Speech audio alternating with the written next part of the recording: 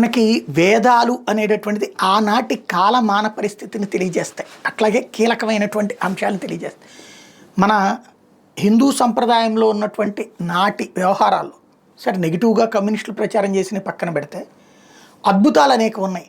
అది ఈనాటి కాల గణితంతో పోటీ పడితే ఈనాటి పరిస్థితుల్ని ఆనాడే ఎస్టాబ్లిష్ చేశారు. ఇప్పుడు పంచాంగం 25 ఏళ్ల పంచాంగం 50 ఏళ్ల పంచాంగం అంటే 50 ఏళ్ల తర్వాత ఈరోజు అమావాస్య వస్తుందని ఎట్లాగా మ్యాథ్స్ ద్వారానే చేశారు, అది కనిపెట్టారు. వేదగణితం అనేది కూడా అందుకనినే మనం దాన్ని శాస్త్ర దృక్పథంతో చూస్తుంటే మనకు సంబంధించినటువంటి ధర్మాన్ని శాస్త్ర దృక్పథంతో చూస్తుంటే ఇవాళ సైంటిస్టుల కంటే కూడా అద్భుతాలు మన వాళ్ళు ఏనాడో కనిపెట్టేశారు. వాస్తుశాస్త్రం ఏనాడో ఉంది మన దగ్గర. అదే వాస్తుశాస్త్రం ప్రకారం ఇప్పుడు బిల్డింగ్లు కట్టేది బోల్డ్ అంతమంది.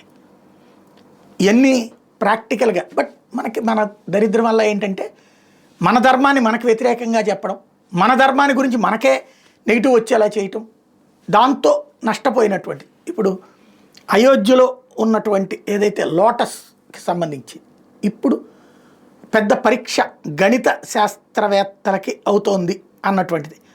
ఏదైతే మ్యాథ్స్ ఇంజనీరింగ్ అవుటర్ ఉంది, ఇందులో 29 ఈక్వల్ పెటల్స్ 13 ఇన్నర్గా ఉన్నాయి. Both prime numbers 360 degree circle ఉంది, డివిజిబుల్ 13 or 29 ఇలాంటి ఒక పెద్ద గణాంకాలకు సంబంధించి ఇప్పుడు పరిశోధకులు లెక్కలు కడుతున్నారట.